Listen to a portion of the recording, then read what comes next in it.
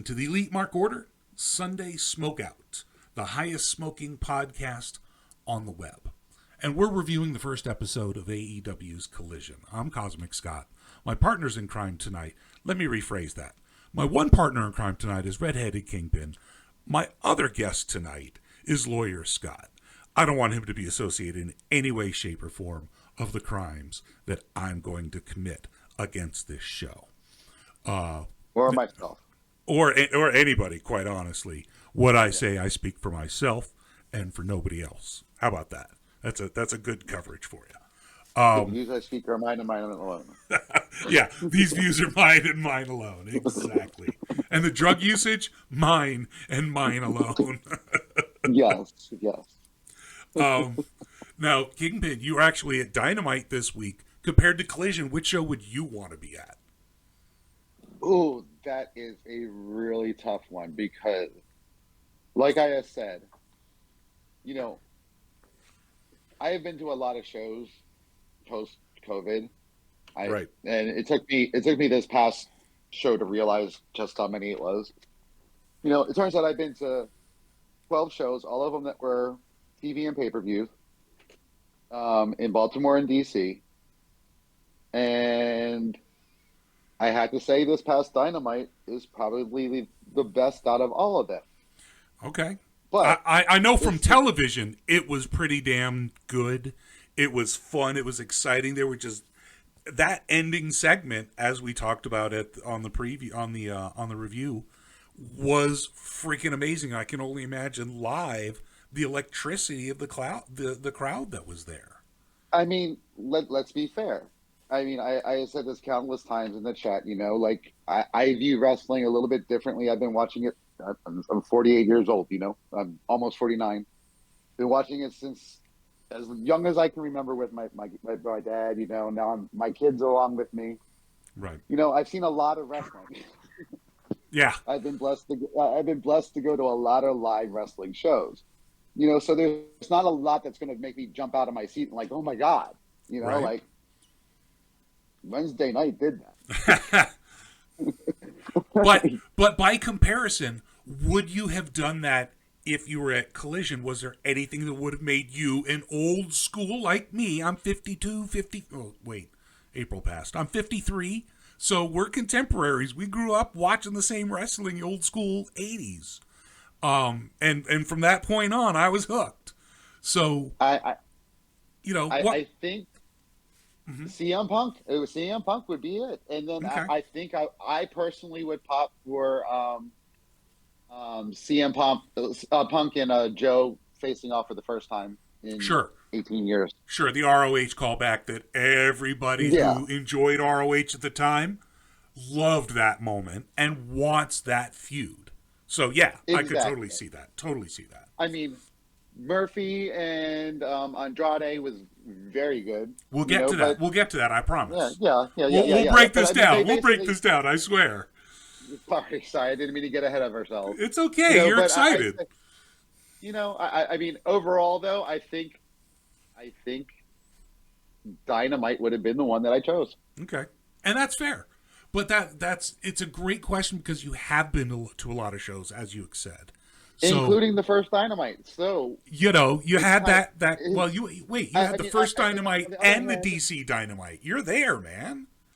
So it's kind of like maybe I would have gone to the first Collision for like historical sake, but that might have been the only reason I felt like I needed to go to that show. Of course, it is, and I know you're East Coast, so it's not terrible. It is in another country. Yeah. It was in Toronto, or it was Winnipeg, Toronto. I don't know where the hell it was. It doesn't really matter. It does matter. It does matter, but it doesn't matter to me. But that's really that's the big comparison. Is you've been to enough live shows post COVID, especially, that you can make that comparison. Now, for those of us watching, Scott, did you catch the Dynamite? I know you watched Collision. Did you also catch Dynamite this week? Yes, I did catch some of it. Did you enjoy, to the extent that, say, Jay did with all of his extensive Japanese knowledge, Japanese wrestling knowledge, did you enjoy the Dynamite preview for Forbidden Door quite as much as some of those of us who are regulars. Forbidden Door is kind of an unknown to me. Like, I'm not very familiar with the Japanese style. Mm-hmm. I've gotten to know some of the wrestlers by watching AEW and by seeing some of their talent, such as Eddie Kingston, have kind of a Yeah. dream match occasionally. So I'm not familiar with the Japanese wrestlers. So seeing all of these highly anticipated matches for Forbidden Door, like, it's clear that they are, Mm-hmm. but it's not the sort of thing that's going to make me buy a pay-per-view because I don't feel as invested in that. Okay. I mean, I think it's a great development and a great partnership. And I would just say this, that is it Takahashi who is with Don Callis now as Takeshita. Takeshita? Thank you. Konosuke Takeshita. Yeah. Yeah. Sorry. No, You it's- can't. We can edit that in post, right? No. Yeah. Absolutely. Absolutely. We'll cover that right up for you. Yes, but yeah. So, like, I find that very interesting because everybody is anticipating that. I think it's what Ibushi used to be with Kenny Omega way Yeah. long ago as a partnership, the Golden Lovers, I believe. Yeah. And people seem to think that there's eventually going to be some kind of resolution to that or redo to that. But so like I say, I follow it with interest, but I don't have the knowledge that perhaps you all do. Well, I know it via osmosis. I learn it because I've been in wrestling for a long time, so I'm casually aware of what's going on, very casually, in Japan. Jay is a wealth of knowledge. He's been watching it for a long time. And, of course, some of the other guys, like Krillin and some of those guys, really have pretty extensive knowledge here, there, and everywhere about different stuff. So I'm just lucky to be able to keep up sometimes when it comes to the Japanese stuff. So I'm like you. I didn't know who Takeshita was. I don't know who half these people are, even though I've watched, as you said, the Eddie Kingston matches. I'm like, hell yeah, I know who Suzuki is now. Hell yeah, I know who some of these guys are. So, that is the introduction that now I'm like, yeah, okay, Forbidden Door is going to be pretty cool. And seeing the build up to it, it was a great Dynamite. I don't know Will Ospreay from anybody, but I know that Kenny Omega is pretty important. So Will Ospreay versus Kenny Omega must be big. That kind of thing. So I agree. Being able to watch it, I liked Collision for a lot of different reasons because there was no build to any pay-per-views. And it was just about that night. Yeah. And so in that moment it was good as a singular. And so we'll kind of get into that actually. Let's move on and talk about the actual premiere. Now, of course, it obviously starts with CM Punk, but before it really got into it, what were you anticipating? I'm going to start with you, Kingpin. What were you anticipating before the show actually started, as far as the matches and what did you want from the show? What were you looking for? I wanted something different. I wanted something to set it apart from Dynamite for sure. Dynamite a lot of times has matches just for the sake of saying it's a dream match, no build up, no nothing, and that's fine. And of course the insider guys know it, but you want something that brings the casuals in. Sure. I think my hope is that somehow Collision being on a Saturday night could be that thing that does that. Brings the casuals in. And by the end of the night, and I'll get to that as we go along, I think we saw some aspects of that where they might be headed in that direction. Okay. Well, we definitely want to hear your thoughts on that. That's absolutely true. Scott, going into it, what were you thinking about? What were you looking for from the show? And, what were your thoughts on it before it started? It was clear that CM Punk was going to be coming back. Yeah. I had a feeling that they would start the show with him. Yeah. And to be honest, those who see me in the Discord know that I've been kind of the naysayer. I've been the lawyer Scott, who's like, ugh, what an idiotic idea to bring him back. What a risk. But at the end of the day, it's like, this is TK's, this is his baby. Yeah. I've had a great deal of enjoyment from AEW over the past 3 years now. So at a certain point, I've got to trust TK. Goodwill and good faith. Yeah, absolutely. And here's the thing. It was when I first saw CM Punk come to AEW, I had never seen him before, to which people go, what? And it's like, but I wasn't watching wrestling back then. Right. I was very old, when we talked old school, I'm 57. And so, for me, okay, it was the tail end of Bruno Sammartino, superstar Billy Graham, Bob Backlund, who was the American boy, and I was a wrestler as a kid. So I thought, oh my God, a collegiate wrestler who's actually, the real, because back, professional wrestling was like, it's not like we knew it now, right? No. It was actually conceivable that you could have a collegiate champ who was a badass champion for 5 years, like Backlund was. Yeah. And then the Iron Sheik, you know what I'm saying? So I kind of, after Hogan, kind of midstream with Hogan, Saturday Night's Main Event, Jesse Ventura, Vince, that's kind of when I fell out of it. Wow. After college is kind of when I fell out of it, right? That makes sense, though. That makes sense. Yeah. So for example, there's like a whole couple of decades that are not part of my knowledge base. What brought you back? AEW did. Wow. That's quite the gap.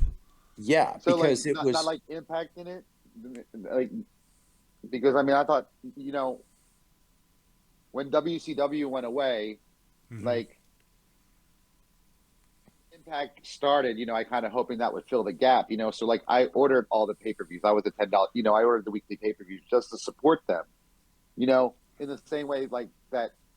Once AEW started, like I wanted to support them in any way that I could, so I buy the merch and, I go to the shows and, like buy the pay-per-views, so like, what was it about AEW that got you there? Or is it just this period of time when it happened? Frankly, it was kind of the anti-WWE. I was intrigued by the idea of, and I'm also a soccer fan, right? So I knew who the Cons were. I'm a Fulham fan, There you go. I was familiar with the fact that the Cons were involved in professional sports and knew how to run an organization. And frankly, it was paying attention to the precursor stuff. It was Nick Aldis and Cody Rhodes and the 10 pounds of gold and all of that stuff. So, and then what kind of led into eventually AEW. Yeah. So for me, it was, I gotta try to watch this. This might actually be fun. And it's been incredibly fun. And then when COVID hit, it was one of the few things that you could just kind of rely upon to help you escape for a couple of hours every week, even though they were doing it to like just other wrestlers, screaming and cheering and all that. It was, they put so much heart into it. And just, I don't know, it was, for me, it was just new, it was fresh. And it was very old school in the way that they, told stories. And I just, yes, you did have the high flyers, which was kind of new for me, and the luchadors, which was new for me. But to me, all of that was interesting in the same way that when I see the Japanese wrestlers come in, to me, it's just like a really nice big feast of entertainment. And I feel I'm entertained and I'm seeing new things. I'm learning new things. Some of it's over my head. Excalibur starts talking about the history of something and it's just like, okay, whatever. But I'm enjoying it. So, you're talking about the length of time that you weren't a fan and the evolution that wrestling has gone through. There was a movie in the early 70s called Skateboard. I don't know if either of you guys ever saw it. No, No. no. Did not. It was really just about the evolution of the skateboard itself. It was like early 70s, maybe, maybe early 80s, and it wasn't, Lords of Dogtown or anything serious like that.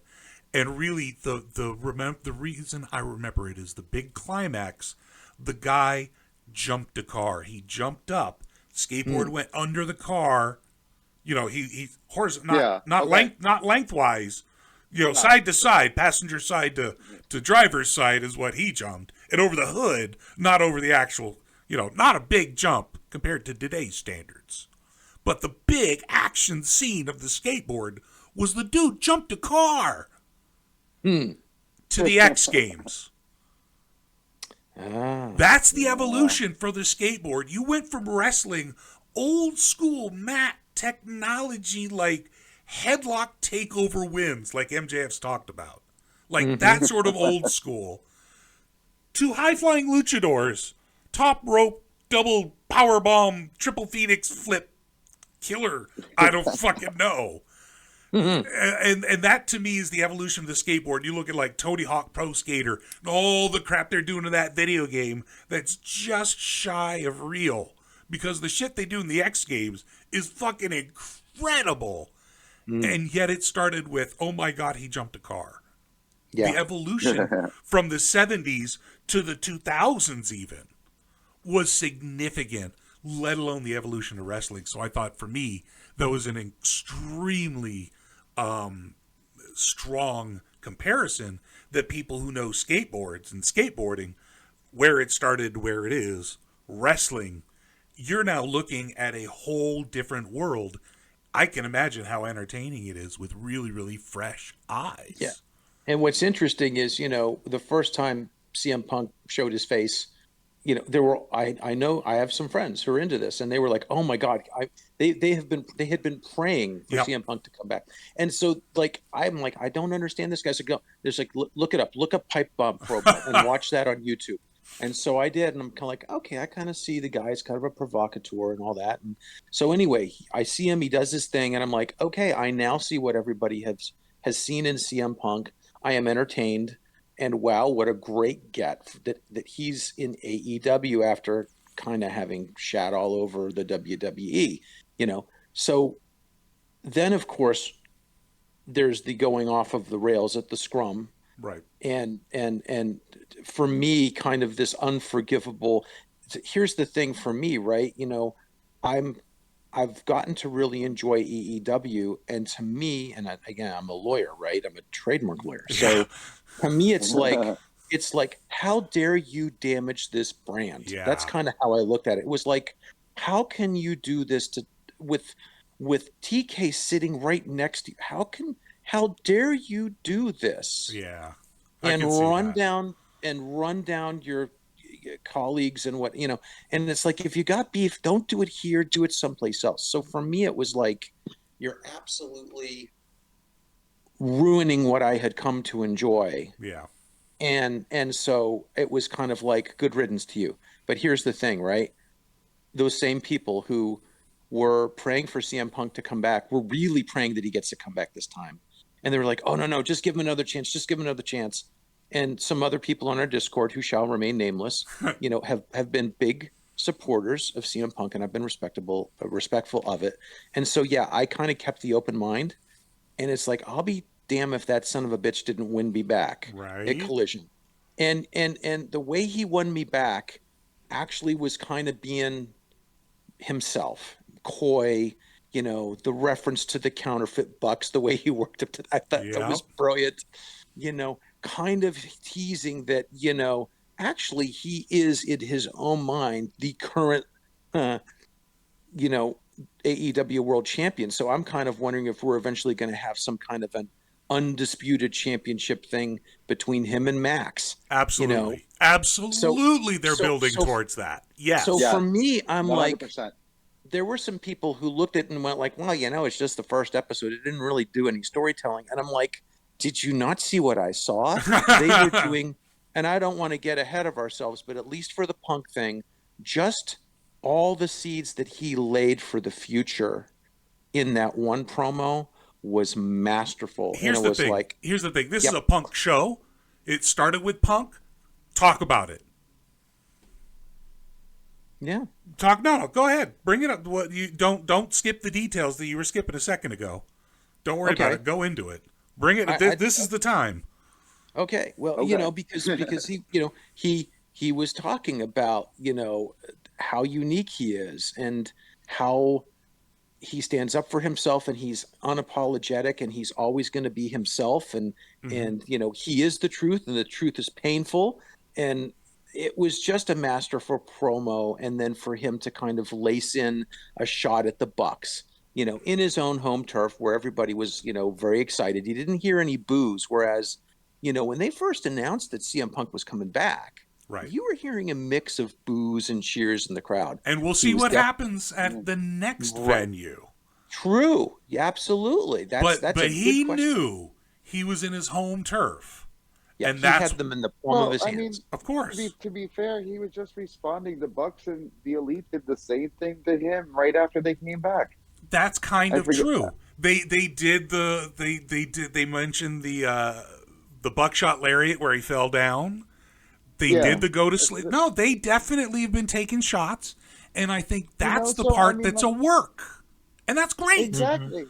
Yes, and I think CM Punk was just doing the same. And I'm okay with it.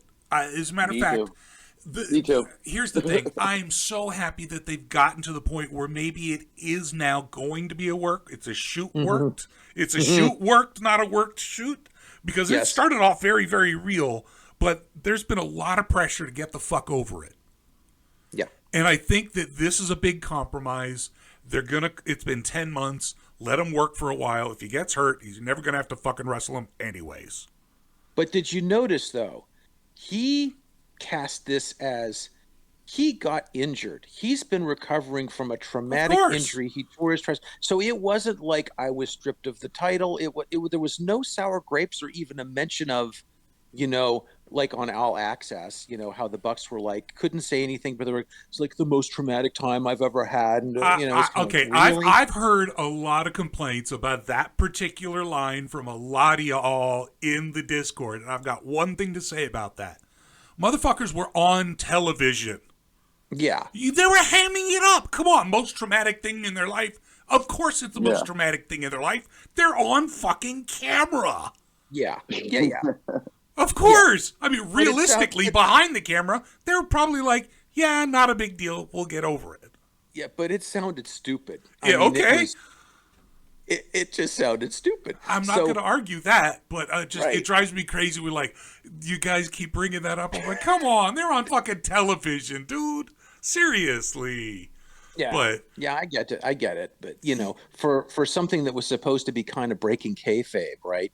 Behind the scenes, and this is how they really feel about each other and whatnot. If you believe a reality TV show, I've got some land here in Arizona to sell you that's beachside. Sure. Okay, serious. So I think I said everything I did about Punk. I think I covered the high points, but him holding up the bag, you can tell that there's a belt in the bag, and you're kind of like, oh, well, I guess so. He must have walked out of, the scrum with the belt with him because, just because they were vacated doesn't mean that Tony sent somebody in an armored truck to take the belts back, right? No, Punk he trusts him, right? Yeah. So there's a relationship with Tony, obviously, that Punk has. Mm-hmm. As he talked about when he showed up, Tony had to court him. It was a long courtship. It took a while, and because of the pandemic, he wasn't going to show up until there were crowds, and I don't fucking blame him. Agree. Because he sold out shows multiple times now. Because look at Matt Hardy, for example. Look at the ones who tried to debut during the pandemic. What kills me the most is Brody. Yeah. Brody Lee missed his hometown debut. I know. By a week. Yeah. Oh my God. Even if from the pandemic on he never got a crowd again, that debut in Rochester would have blown the fucking roof off. No doubt. Oh, that one hurts. And Matt Hardy, he's a big name. but he's been all over the world. He can take it. Brody hurts. Yeah. We'll talk about the Hardys some other time, but that's the law of diminishing returns, if you ask me. But anyway, At this point. Anyways, we talked about Punk. He came out, he said his things. He definitely dropped the dime. He definitely laid some groundwork for a future feud. He showed exactly why there's an entire show for him now. And you know what? That's okay. Because apparently the head of Warner Brothers is a big CM Punk fan. And that is actually probably not a big lie. Because Punk has been tapped for other projects. And, you know, they do like him in Hollywood in certain regards. So he's not great as an actor, but he sure as hell is a draw in wrestling. And he is drama. He can take a shit and the dirt sheets will talk about it. And that's why Tony absolutely needs him. But at the same time, we've seen he can be poison. So Yeah. we're going to have to see where this goes. But holy crap, yes, he drew. I will guarantee this show got probably a good 800,000, same as Dynamite. But it's a Saturday night, and that's a tough draw. And to be clear, I didn't watch it live. I watched it today. Well, I didn't really count for my ratings either. I'm not a Nelson house, but Right, but I know I know that they track the streaming views. oh sure, yeah, absolutely. Within a sure. So but the point is, yes, I'm sure even if they don't draw a huge number on a Saturday night, they're still going to draw streams because it's more AEW and it's people you've missed and who you want to see again. Oh yeah, and we will get there, I'm sure. But hopefully some people we haven't seen a whole lot of who all of a sudden are showing up and wow, they're there again. And I mean, to me, it was just like it was like what's the phrase, old home day or something. It was like all these old friends came back, and like a reunion. Oh my God. Yeah.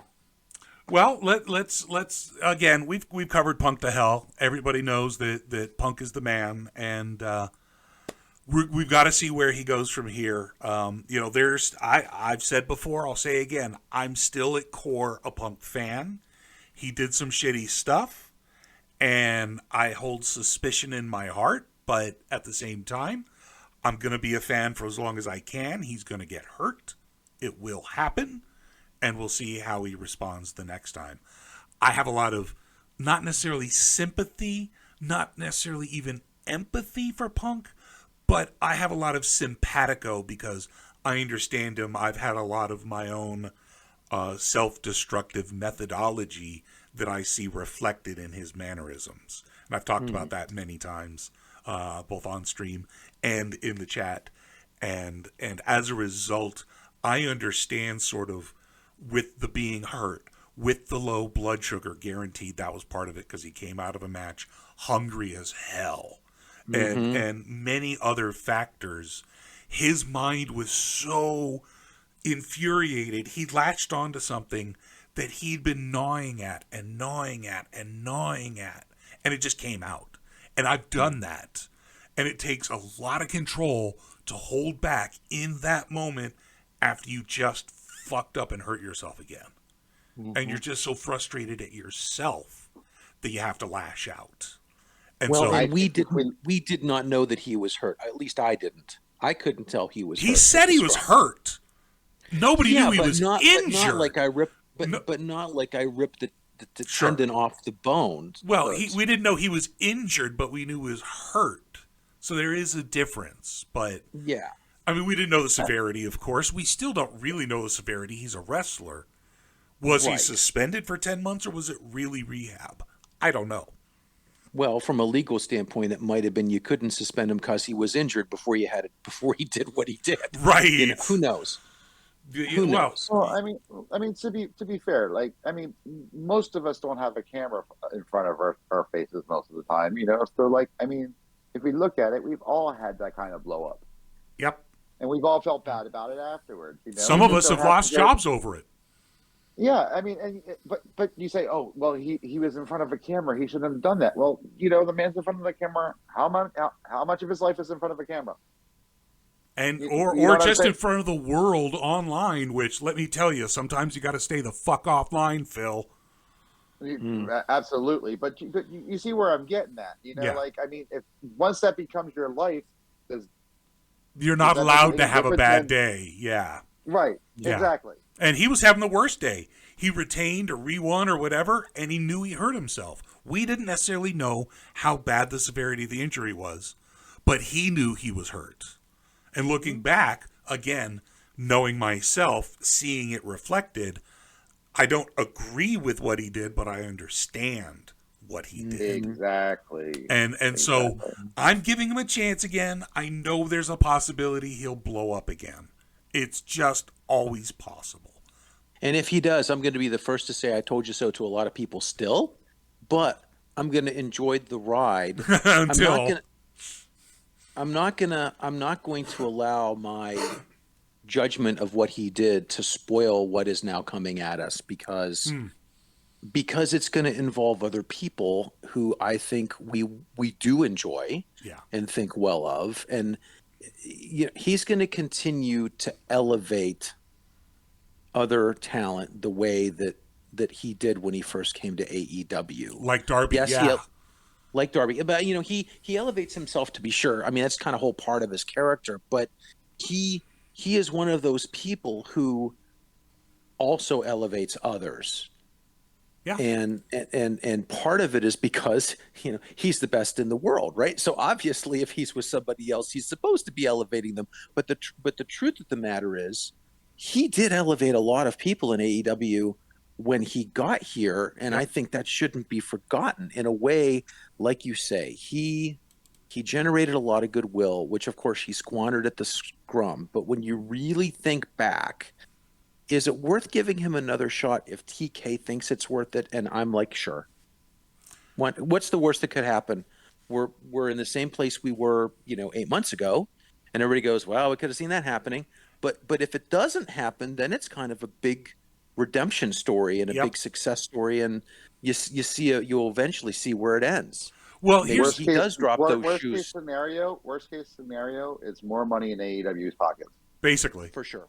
Here's the best You know, thing. Here's I the mean, best thing about it's the CM Punk thing. Not to cut you off, Kingpin. I'll let you go here in a second.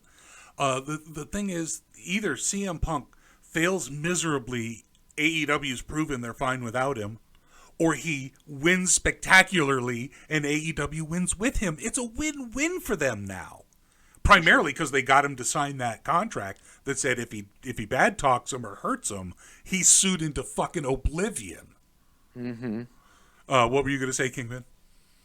No, I was just going to say, I mean, like, in a way, I mean, none of us expected Punk back in the first place. So it's kind of like found money that PK's playing with. Yeah. You know, and every time you get CM Punk in a building, that's money in their pockets. Yeah. Anytime they sell a piece of CM Punk merchandise, that's money in their pockets. Pretty much. Bringing them back after the blow up is earning money that they couldn't necessarily have earned otherwise. I see what you're saying. It makes sense. And if it goes away, because if you're smart with your money, then you can just, it won't hurt. You use it for other things, you know, and you build your company that way. You know, Tony's a numbers guy. We all know that he clearly has money and understands money. He grew up with money. So I don't think he's afraid of failure at all. And as a result, the risk reward is just not there for him. He doesn't care. It's pocket change. Well, not just that. I don't think. I think the mindset behind it is that he can afford to take any sort of risk, and if he takes the really smart ones, and the majority pay off, bam, like all in. That paid off huge. That was a huge risk. But he was like, okay, and if it doesn't work, I'll find a way around it. You know, he was willing and able to take that sort of risk financially because he's like, it doesn't hurt if it fails. Not like Vince McMahon with the first WrestleMania. If that failed, he would have sunk. He would have been fucked. But it didn't Yeah. fail. He gambled on himself and his company, and look where he got. Tony, totally different mindset. He's playing penny ante. Oh, okay, 50,000 here. But he understands the value of what he's doing. He understands what he's building in a way maybe at a meta level some of us have never worked because he's grown up in that environment. That's breeding to the size of your tank. The dude's incredible if he's actually able to work all these different jobs successfully. I don't know how the man does it. I really don't. People say cocaine. What?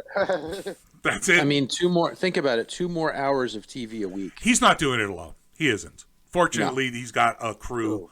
Will Washington's getting a lot of credit for just really coming in at the right time and having a positive influence. QT's on the team. Sanjay Dutt. I mean, I was going to say Will Washington. I mean, you can see that influence right away just with the look of and feel of Collision last night. That may very well be. That may very well be. Bryan Danielson is on the creative team for Collision. So there's a lot. Yeah, that alone. I was like, oh, that's a good name. So there's some good stuff going on. Tony is getting the support. He apparently does know how to build teams. So hopefully he can get to the point where they're able to produce all this content at a high quality that people are enjoying. We know Bryan Danielson can do it. So that's maybe why Collision was so good. Who knows? Maybe that was his tryout. What I do know is the very first match was extraordinarily shocking, and it was Wardlow versus Luchasaurus with Christian Cage by his side.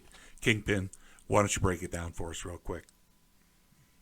I mean, I honestly felt that going in that there was no way Wardlow was losing this match. I thought they were just ending the story and moving on. Like we had talked about, possibly, Wardlow and Goldberg get all in. I don't see how you even can get there if Wardlow is playing hot potato with the TNT title. Well, that's how you just hot potato it back again, maybe. Then he's the fourth time. Yeah, there you go. He breaks that record. The point is Goldberg at one point was this unstoppable force. Wardlow obviously can be stopped once and then he comes back. You know what I mean? It just doesn't work for me with Wardlow and Goldberg at this point. Goldberg is not a good matchup as far as the characters go, but I think physically they might have a good match if Wardlow could carry Goldberg. I don't know if he could.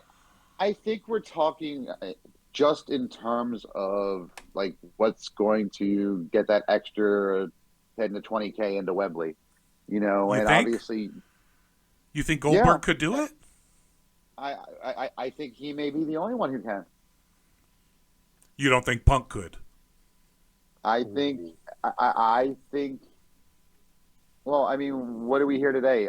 Ticket sales jumped up. What? So they're up to 67 now. Yeah, something like that. Since Punk has came back, I bet you it jumps even higher if somebody announces Goldberg. They're going to build a shoulder around him in Israel. They should. They should. They should, but I mean, just like also, if you bring him to someplace like Wembley, again.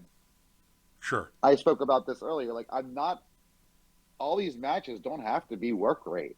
You just need people to bring people in. Goldberg would bring them. There's no doubt. Goldberg is that guy. That if you're talking more than a couple of K, Goldberg is that guy. He could move a few thousand seats. There's no argument about that. And quite honestly, even without a title, I think Wardlow would still be a good matchup in Wembley anytime. Just give it to him. I don't know that Goldberg would be the best matchup for Sting, like a lot of people are talking about. I'd rather see Sting, if he's going to do a retirement match and he's going to do it Wembley, that would also move a bunch of tickets. Yes, that's the one I would definitely see moving a ton of tickets. No, I was one on the Sting Goldberg train, but I kind of got talked out of that. I got talked out of it. I just don't think those two together are the right combination. I think those two together 20 years ago was fucking printing money. Yeah. But they didn't do it. I was still living in the past. But yeah.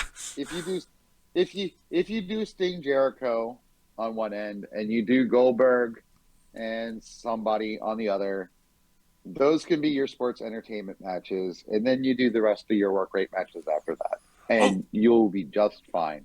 If you're going to put Sting in a tag match, it's going to be fucking Darby. You put Sting and Darby at Wembley against Goldberg and, I don't know, Miro. Ooh. Right? Tell me that Darby Miro isn't a fantastic matchup every time. And then you have a little bit of interaction with Goldberg and Sting in very protected spots. Mm-hmm. And Darby just gets massacred. But they still win because Sting. Or he loses the retirement match. I don't know. But tell me that four-way match wouldn't be fucking gold.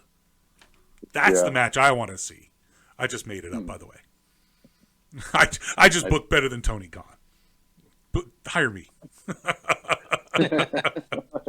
So strangely enough, Luchasaurus lost the title, and I don't know if not Luchasaurus. Luchasaurus won the title, and I don't know if I like or dislike how Christian Cage acted afterwards, where he was the one holding up the title like he was. Well, I love it. I thought that was the way it was supposed to be all along. Sure, it was. Christian was going to win the title before Jungle Boy. And Luchasaurus won the match, but Christian won the title, I guess. I thought Luchasaurus was supposed to win the title for Christian. I mean, I don't know that it was ever expressed that it was going to be Christian who got to be the champion.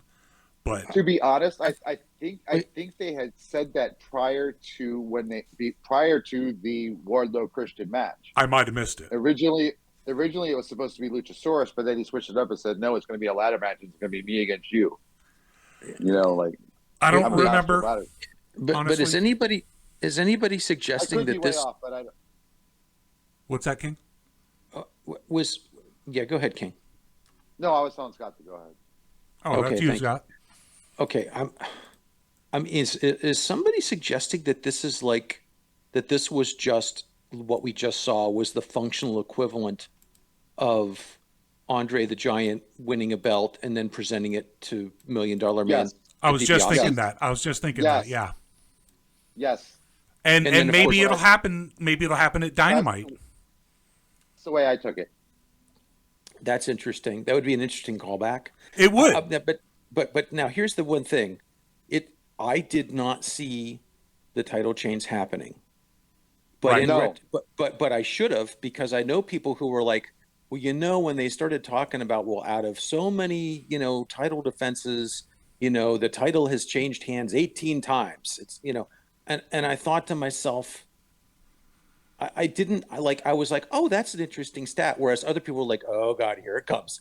And of course, once it happens, you go back and you go, of course they were foreshadowing that. Mm-hmm. Of course they were presenting the possibility, right? But I was like, oh, that's an interesting stat. So that's going to make it all the more sweeter when Wardlow retains, because of course he was going to retain. So, but there were some people who I saw, on the Twitter machine making comparisons to Bobby Heenan's, kind of precursor to Hulk Hogan has just betrayed WCW.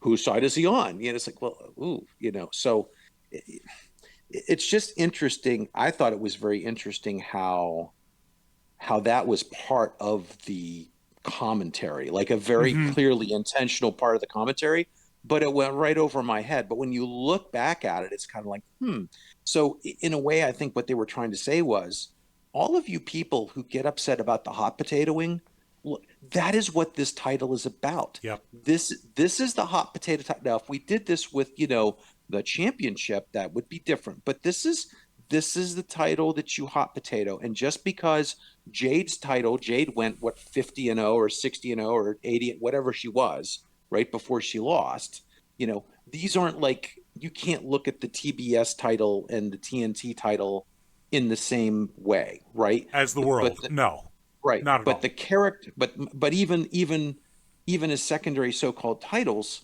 they're different. Jade has held it for freaking ever, but the whole point is the character of the TNT title. Right. If we haven't figured it out, is it's meant to be It is. chaotic and hot potatoed, and it's the old saw of like on any given night somebody can beat somebody else. But to me, It's not. that's exciting. It's not quite the 24/7 title.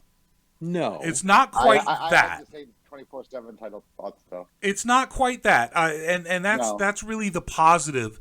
It you do hold on to it for a while. You do get beat in a normal match, but this is a TV title. It will change hands often. I'm okay with that. I was shocked that it happened because Wardlow just can't hold the belt. He loses it more than anybody, and I Right. think he's well on his way to like 110 losing streak, where he's going to get so many title championships over the course of the year, nobody's ever going to come close to it.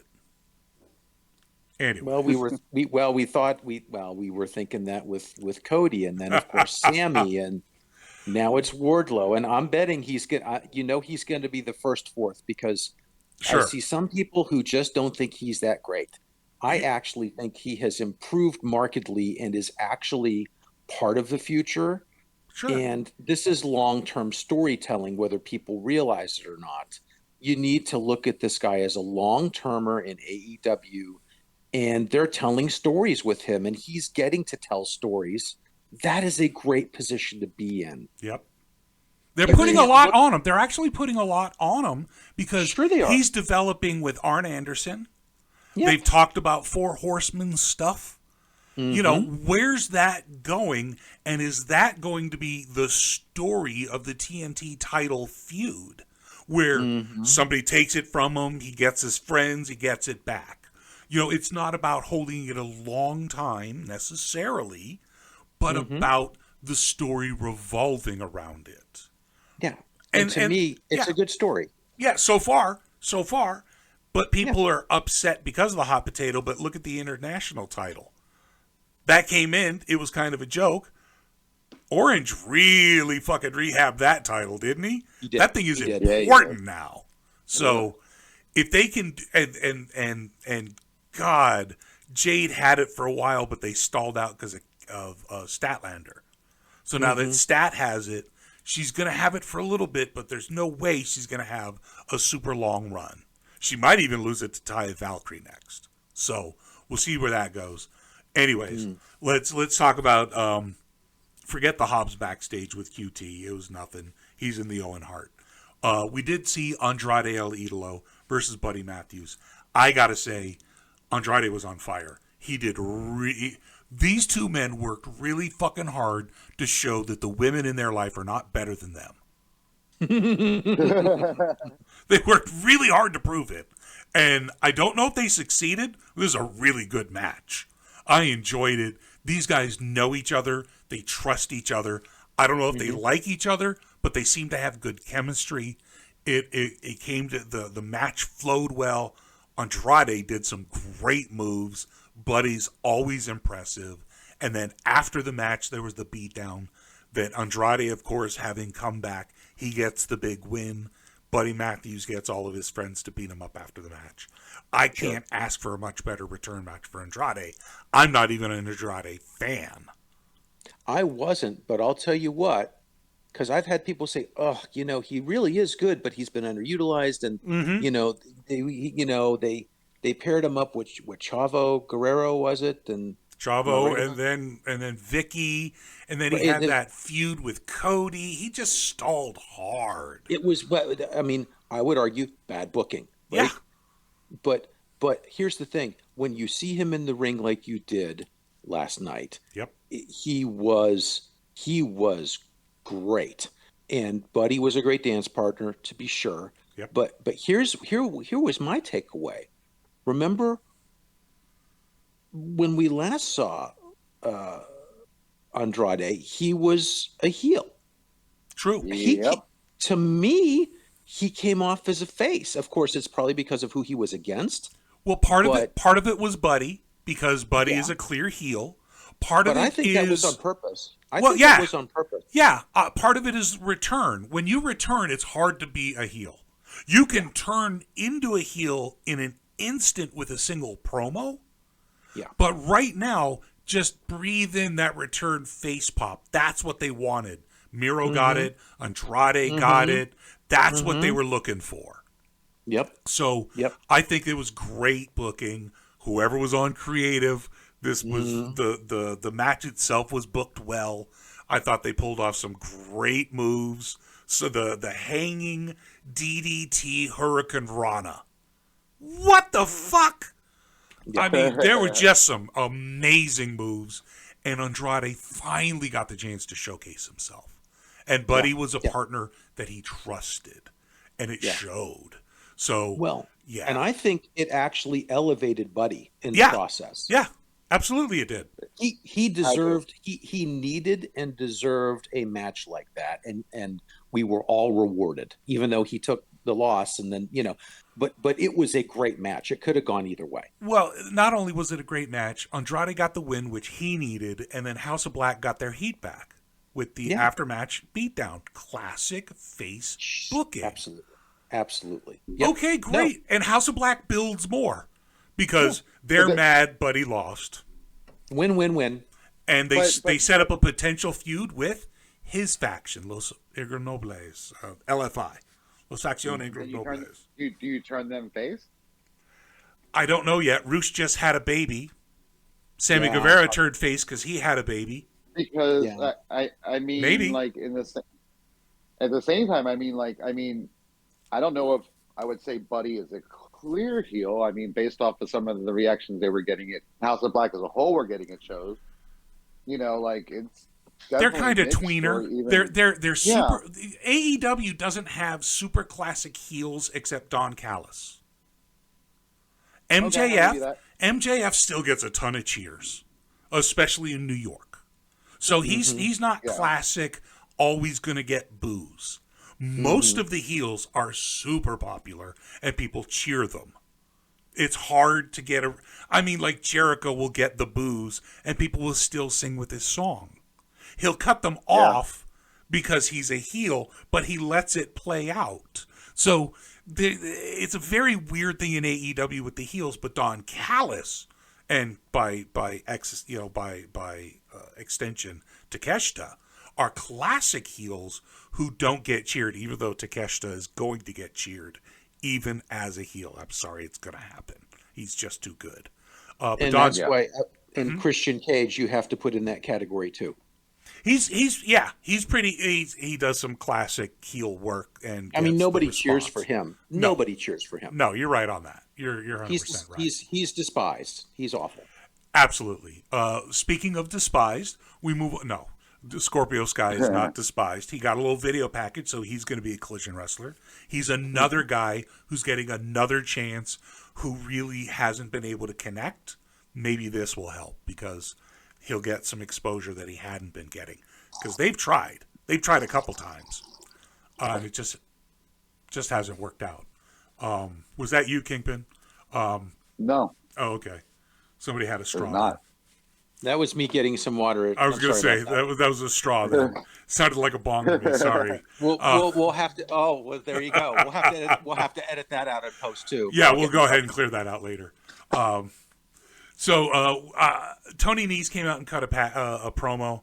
I thought that was, again, they're working on him trying to be a heel, but nobody really cared too much about him. Mark Sterling is just not great, even though he's great in his character.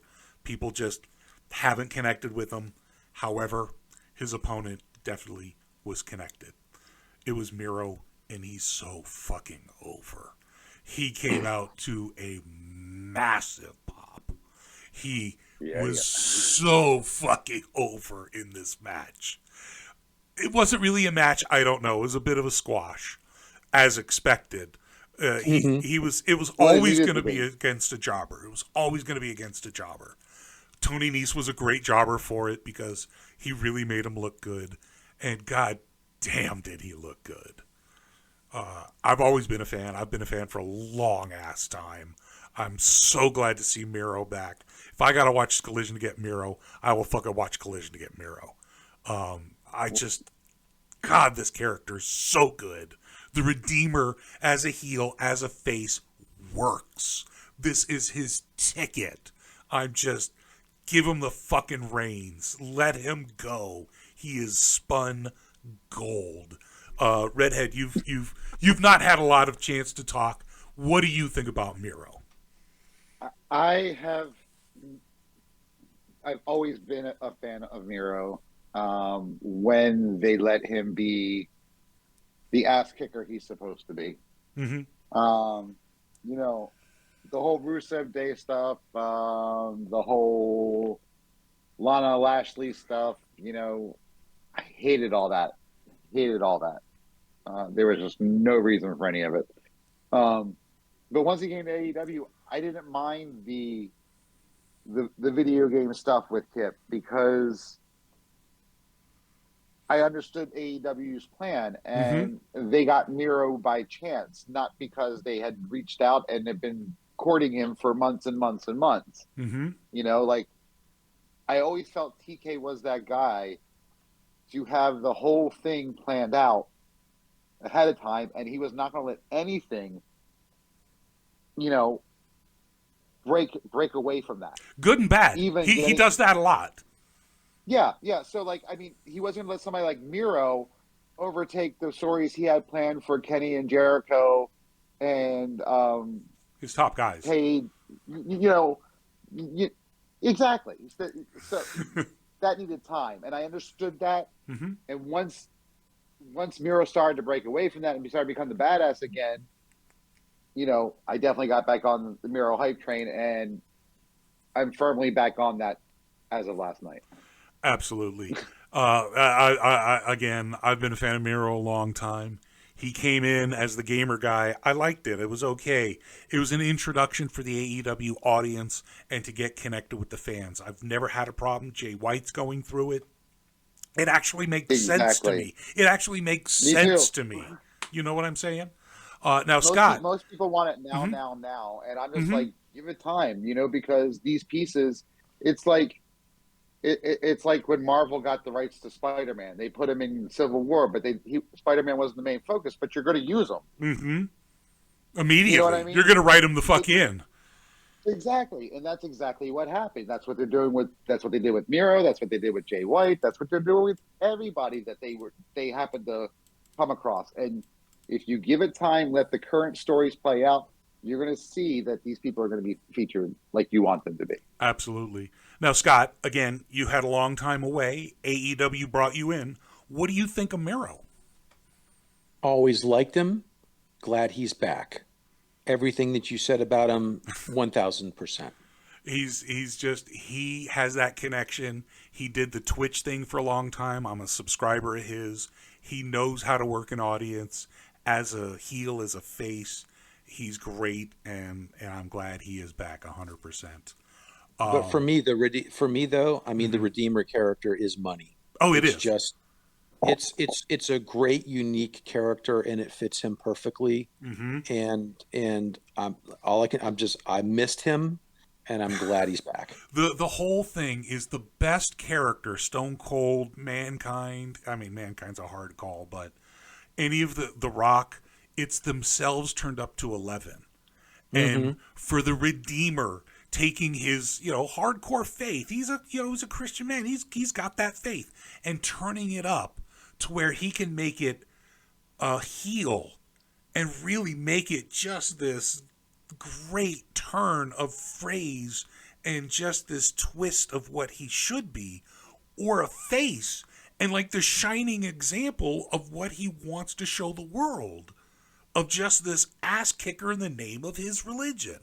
And I'm like, the way he can sell that, because it is himself, has that, the term YouTube kicks around is authenticity.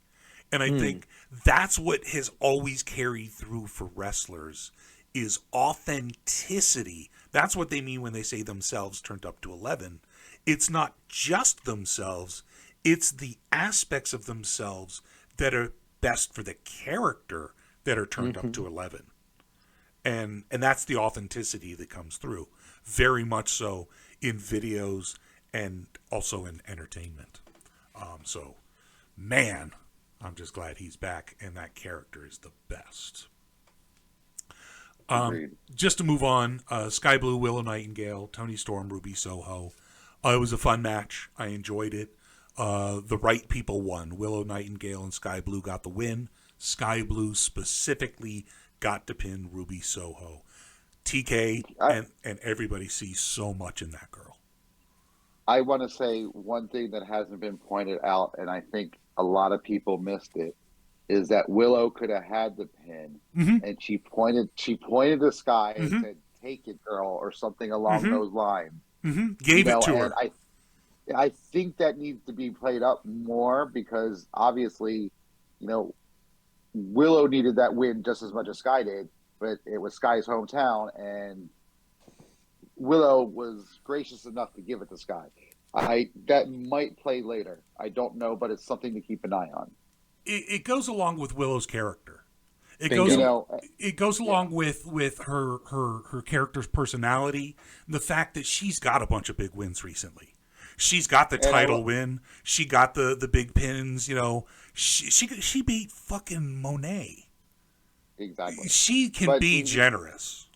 The one thing I also felt, just like the Elite needed to finally beat the Black Bull Comic Club on Wednesday night, I think that the rookies needed to have a win against the Outcasts. And I think both times were the right time. Absolutely. And Willow, my 2022 Rookie of the Year, she absolutely needs another big win on her record. Now she's beaten the Outcasts. And Ruby, not Ruby. Ruby got pinned, but Sky Blue got a big win. She got a pin on somebody of the name of Ruby Soho, and that's pretty big in AEW. So, as a team, congratulations, girls! Fantastic, I loved it. Me too. Me too. And so it was just a great showcase of the women. They of course only get one match, and that was it. I will say, on Dynamite, Sky Blue and Penny Storm also had a very good match. They had a bunch on Elevation and Dark that they've been working together. They are really good together. Yeah, agreed. There were just a lot of really good moves. Sky Blue has this kick, and she keeps doing it where she'll miss the low and come back around for a slightly higher kick while they're basically on the ground. It's just very unique and looks really good. So I'll just end and we can move on from the Sky Blue stuff from there. But poor Dante Martin gets himself hurt and loses a girl at the same time.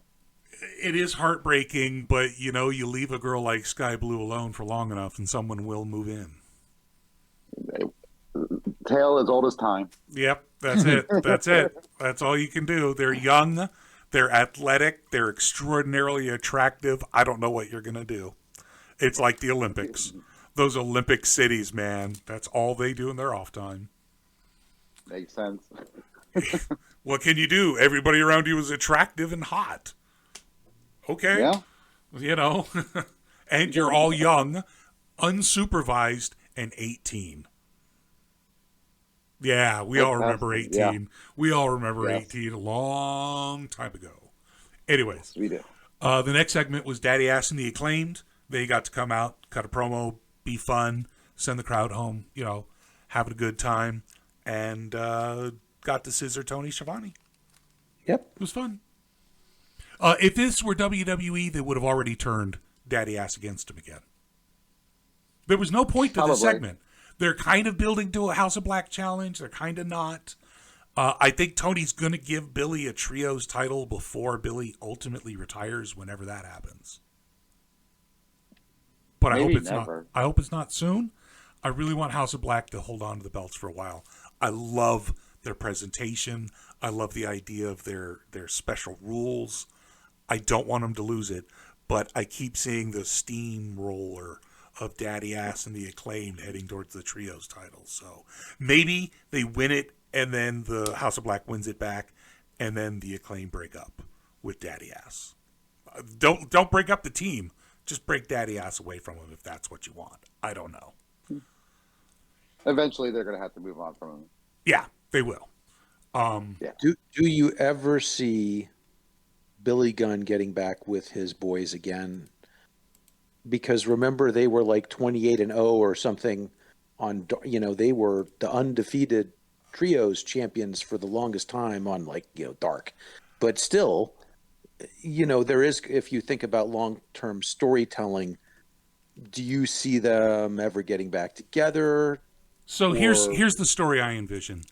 Eventually, the Acclaimed go after the House of Black, after the trios. They fail. Daddy Ass turns on them, rejoins the Guns, and they win the trios. Ooh. And wow. that ultimately would be Billy's retirement championship all as run. part of Bullet of Gold.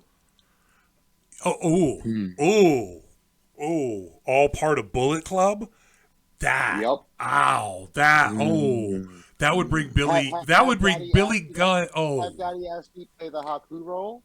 That would bring his popularity and his invulnerability. That dude is made of rock. Oh, wow. He was part of Bullet Club way long ago, right? Billy Gunn? No. Yeah. Oh, no. Okay. He was DX. He was part of DX. D-Generation X. That was big. Obviously, you could never rule out a turn again for Billy Gunn. No. But if we're talking about, if we have talked about it, we're getting ahead of ourselves again, in conversations that our audience right now do not know about. They don't care. They're not even listening. Yeah, no, true. So anyway, so we've talked about, the Guns joining the Bullet Club at some point. We expect to see some movement on that on Wednesday. And if that happens, it makes sense. You want to build the Bullet Club as a force to be reckoned with in AEW because you want Jay White to be featured as a leader of something. Yeah. Not just a duo. Exactly. So you bring in the Guns as people, like the feeder guys, the J&J security, whatever you want to call them, J&J. whatever. So did they become the functional equivalent of Proud and Powerful in the old Jericho group there? Yeah. Well, Billy Gunn and the Ass Boys as the trios champions in Bullet Club is a lot different than where it is right now with the Guns in the Bullet Club. Mm-hmm. So I don't think they're really going to join until Billy turns. Now, I don't expect that to happen soon, but within maybe a month or two, maybe after Forbidden Door, maybe heading in to All Out, after All In, I don't know. But that's kind of the story I see developing with Billy and his kids, because they also have gone through a little bit of a change because of their association with Bullet Club. Let's see if that improves them. And if they bring in Billy and the titles, the trios titles, I think that would make a big difference for that group. Big difference. Absolutely. Mm-hmm. Exactly. So let's talk a little bit about that main event, and then we can close this show out because we are a really talkative group. Well, read the title of our show. So. Yeah, well, it's been an hour and a half, man. I'm fiending. The main event, of course, was Bullet Club Gold and Samoa Joe facing off against FTR CM Punk. We knew about this match coming in. I mentioned on the Discord, or mentioned on the podcast on Dynamite. I didn't really care about this match going in. However, the rest of the card, I was obviously going to watch. I wanted to see what was going on with Punk, etc., etc. They sold me on this. I actually cared by the end of this because Samoa Joe versus CM Punk got sold so well by the announcers that it kept reminding me about ROH. I was like, oh yeah, I keep forgetting those guys had a tremendous amount of influence over ROH, which is a Tony company. So that history is significant to this audience, technically. That's the difference that Kevin Kelly brings over Excalibur. How so? What do you mean? If you think, well, Kevin Kelly is, like Scott, you said earlier, you heard Michael Cole. Yeah. Michael Cole is a storyteller. He doesn't just call the moves. Like Excalibur, he'll give you the history, but it's kind of dry in a way. Okay. And then he just goes on to call in the match. Like Kevin Kelly was like, no, like these guys are the true embodiment of what ROH was, and blah blah blah blah blah blah blah. You know what I mean? Like Kevin Kelly knows how to really sell that whereas Excalibur knows that he doesn't quite sell it the same. So you're saying you think Kevin Kelly is a better announcer than Excalibur, the gold Well, standard of AEW? No, I am not saying that. I am not saying that. But here, Kevin Kelly, Yeah. right, has been with ROH, right? Yes, I believe so. Okay, so he's in a better position of authority to tell the history, and particularly the history in ROH of CM Punk and Samoa Joe, right? One would think. Yeah. Yeah. Let me look up here real quick just to make sure, because if he is AEW, he was New Japan. He He was WWE. Ring of Honor 2010, 2017, and also WWE 96 to 2003. Yeah. He's worked for everybody. He's been around. Impact too. Yeah. Wow. So he's literally been everywhere. Yeah. And again, when I say he sounded like Michael Cole, that's not a bad thing. It's not a great thing because I'm not a huge fan of Cole, but it's not a bad thing. I got what you were saying. I got what you were saying, though. He told it in a similar way, and for the casuals, it clearly works. Yeah. Yeah. And realistically, you look at the title song, you look at Saturday Night from Elton John.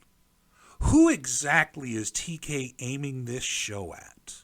Who is CM Punk drawing? Us. It's not necessarily the younger demographic on a Saturday night. Nope. Mm-mm. They're out partying, getting a belly full of beer. The first LP I bought was Goodbye Yellow Brick Road. I've just aged in 1972. I've aged myself, right? Well, but again, I'm 53 and Kingpin's 49. It's not like you're that old. My wife is 58. There you go. So, all I'm saying, the fact is, we aren't old. We are well aged. We are the best of our generations. Yeah. Yes, we are. So Like a fine wine. There Yeah, you go. We've definitely aged like a fine cheese. Yes. But the actual target audience, I think, is a much older demographic. I think they're actually aiming at the older millennials, at the Gen Xers, at even the Gen Joneses, like you, Scott. Well, and that's a demographic that, we're forgotten. Once we hit 50, they don't really care about us anymore. But, but we got kids. in a way, we got kids, man. Right. Well, and here's the other thing. Okay, look at Wheel of Fortune, America's Game. Yep. If you look at the advertisements and the sponsors, you know who their main demographic is. You can tell every show. Every show you can tell. It's people not a lot younger than Pat Sajak, right? Yeah. So it's not necessarily a sin to have a demographic like that, because you can still be successful even with an older demographic. And I think TK realizes that. I think, even with an older demographic, you will eventually bring the younger ones in. I mean, I listen to here's the other thing, right? I started listening to Busted Open on Sirius XM a couple of years ago because it was a good way for me to kind of play catch-up ball, right? I started watching AEW. It's like, well, I kind of need to, have a frame of reference. Have a frame of reference. So, of course, I'm picking up stuff about WWE, and I'm picking stuff, so I'm learning a little more about the different groups. But, and of course, hearing perspectives from people like Bully Ray, one of the greatest heels of all time, Tommy Dreamer, one of the greatest faces, all that kind of stuff. But to me, it's like, you hear people calling in and saying that now, at their later age, they're sharing AEW with their kids. Yeah. This is you all generational. know I do that. That's what I'm doing. Yeah, this is generational. So TK, again, is playing the long game. He realizes that if you can get parents and kids watching this because you've drawn the parents in, now you've laid the groundwork for the kids as well and a future for the product. And I think that's something that WWE clearly forgot. They started aiming for the kids. They started aiming Yep. for the kids. It's the same thing Star Wars did with Return of the fucking Jedi when they brought in the Ewoks. Mm. And I'm sorry, that's a rub for me because they were supposed to be fucking Wookiee. And I'm sorry, but you put Wookiee on Endor and that battle is totally fucking different. I believe Wookiee taking out a squadron of the best. I I believe agree. Wookiees jumping in a fucking AT-STAT and being able to turn it on them. Chewie did. So just seeing the Wookiees going through the trees and not the fucking Ewoks. Because the Ewoks were George trying to aim at kids. Mm-hmm. Star Wars wasn't aimed at kids. It was aimed at the adults and it brought in the kids. Yes. So how do you feel about Grogu then? I'm sorry, Baby Yoda is fucking adorable. He's the Thank biggest. you. He is the biggest cash cow I think they have ever created in Star Wars. And My girl, 7-year-old girl, has not watched any Star Wars at all, but knows about Grogu and has more Grogu stuff than any of us combined. I will tell you right now, Grogu, because he's the same species as Yoda, has a lifespan. He is the main character of Star Wars for the next foreseeable decade. Okay, spoiler alert. If you watch The Mandalorian, I am calling it right now. Grogu is the Mandalorian. Of course he is. It's what the yes. He Grogu tames the is Mandalore. Bam! He already Yes. did that with a couple of other creatures. It's totally written. It's not This even whole foreshadowed. It's shadowed. It's not even shadowed. It's gray. It's lightly This whole gray. story is telling you that it was never Pedro Pascal. It was never what's her name? I'm drawing a blank right now. but Bo-Katan. Yes, it's not her. It has always been Grogu. It was absolutely, it's Grogu. You could see it. He's growing his armor. He got the medallion. He's becoming a Mandalorian. He's going to go on to be a long-term Mandalorian. Absolutely agree. That's my that. Now let's go back to the Bullet Club. And CM Punk won. They got to stand tall. There was still a lot of great wrestling with that match. Samoa Joe and CM Punk laid into each other. Those chops from Samoa Joe were heavy. You could hear it. It was a great match. And, you know, the right guys won. It's funny that Kevin Kelly almost called it the Shatter Machine. And it was Shatterman's Big Rig. Like, changed it mid-call. Because he realizes that they call it the Big Rig now. So he's been in long enough that he almost called it the Shatter Machine. I'm like, that's actually a credit to him. Because of how long he's been around. He almost called it the old name, not the new name. But he's been brought in, called it the new name, etc. Nigel, I thought Nigel did great. I haven't heard him a lot before, but I know he was big on NXT. I never watched it during that time frame. I think Nigel was a tremendous get for commentary, and he did great with Kevin Kelly. I was surprised at how good it really was. And again, when I heard Michael Cole, it's because I lost full attention to the show, and I was just sort of listening in the background. And that's actually a credit to Kevin Kelly, because Michael Cole has done that job for 20 plus years now. Mm-hmm. And he's really good. Fair. He's really good when you let him off the chain, as Triple H did when Vince was gone. You know, one thing I also want to say, like, please. You know, how we talked about earlier about how much like Punk is given to younger guys or whatnot. You know, he gives to people, and we can't forget that. You know, JV mentioned in the chat. You know, he wants to see, you know, Jay White look really good against Punk, and I felt that sequence toward the 3/4 part of the match between White and Punk was very, very good, and Punk gave Jay White a lot. Mm-hmm. No, it was really good. You could see that there's a potential for a Punk a Punk FTR versus Bullet Club Gold, and I think that's a good feud for Collision. I think there's just a lot of story to be told. I think Punk Joe as a singles is a story to be told. I think there's a lot for them to still mine. I really hope Bullet Club gets their due, their fair shake, because they've had a reputation for 10 years now, and that reputation is the NWO's reputation. Yeah. And so I really hope that they can build something, because you know what? I loved the NWO. I still love the NWO. It will never change, because they were the most different thing I've ever seen with the invasion angle. Everybody who's done it after has always been a copy. And so maybe they'll have some brand invasion that might somehow be more meta than the NWO was, using the internet to build the tension and the match. Because that's, the Bucks and Punk are experts at social media. So's Tony. And so's MJF. The top players now in wrestling use social media to their maximum effect. Miro.